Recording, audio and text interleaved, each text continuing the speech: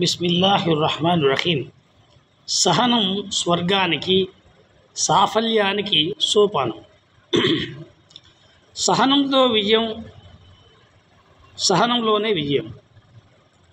దైవ ప్రవక్త ముహమ్మద్ సల్లల్లాహు అలైహి వసల్లం అబ్దుల్లా బిన్ అబ్బాస్ రజియల్లాహు తాలా అన్హు గారిని ఉద్దేశించి ఇలా అన్నారు: బాబు, నీవు అల్లాహ్ హక్కులను గుర్తుంచుకో, నీవు ఆయన్ని నీ ముందు ఉన్నట్టు గ్రహిస్తావు.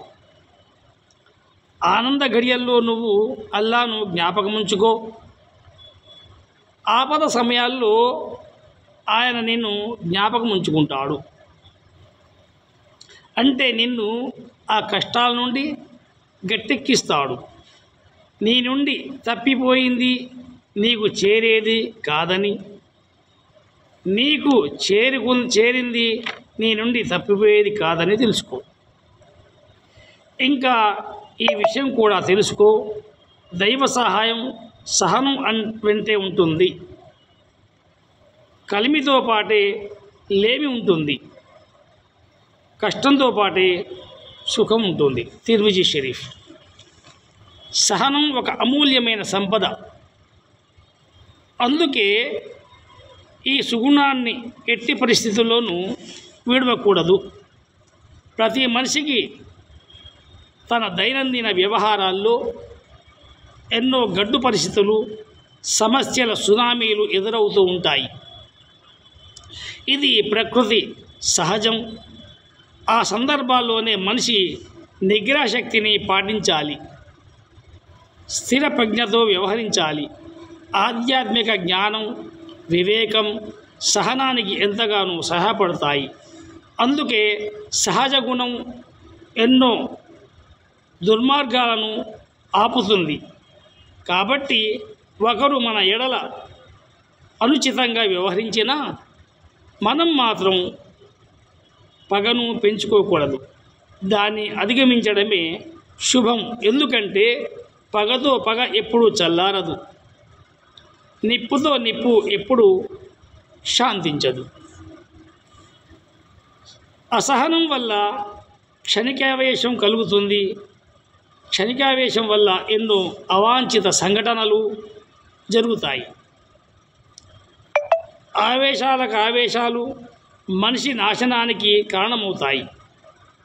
ఇస్రాయేల్ సంతతికి చెందిన ప్రజలు ఎలాంటి కాయకష్టం లేకుండానే అల్లా నుంచి లభించే మన్ మరియు సల్వా అనే అద్భుతమైన ఆహారం పట్ల అసంతృప్తి చెందక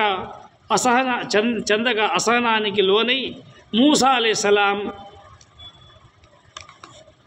మేమిక ఒకే విధమైన ఈ తిండి తింటూ ఉండలేము, మా కోసం నేల నుండి ఉత్పత్తి అయ్యే కూరగాయలు, పళ్ళు, దోసకాయలు, వెల్లుల్లి, గోధుమలు, పప్పు, ధాన్యాలు, ఉల్లిపాయలు మొదలైన ఆహార పదార్థాలు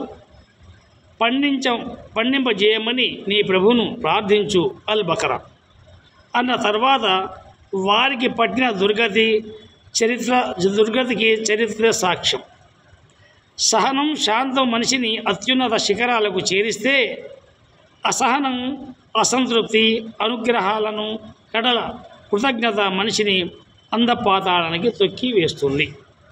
సహనం సమర్థుడికి అత్యున్నత ఆభరణం.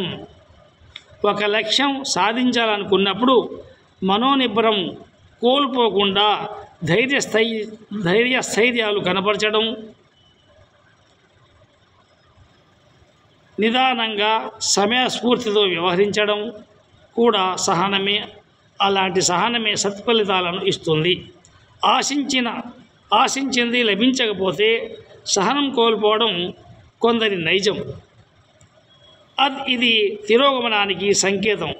ఓర్పు వహించి నేర్పుతో ప్రయత్నిస్తే కోరుకున్న ఫలితాలు తప్పక లభిస్తాయి. సహనంతో వ్యవహరిస్తూ ప్రత్యర్థిని క్షమించగలిగితే ఎంతో మంచిది. ఇది ఎంతో ధైర్య సాహసాలతో కూడిన పని. అష్షూరా.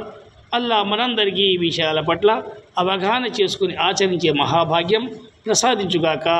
ఆమీన్ యా రబ్బల్ ఆలమీన్.